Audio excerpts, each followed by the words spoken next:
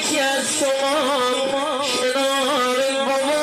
بگیر آیا رسیدید اون دم احتضار بابا سر بابا رو به نامت گرفتید یا نه آخه این آرزوی دلم از پدر و مادرم اون لحظه که آخر جون دادن غریبان دور برش رو نگاه میکنه پسرم بیاد دخترم بیاد همسرم بیاد نواب عروس داماد برادر و خواهرم بیاد من نمیدونم اون لحظه های جون دادن مرحومای یوسفی آیا رسیدید کنار جیانم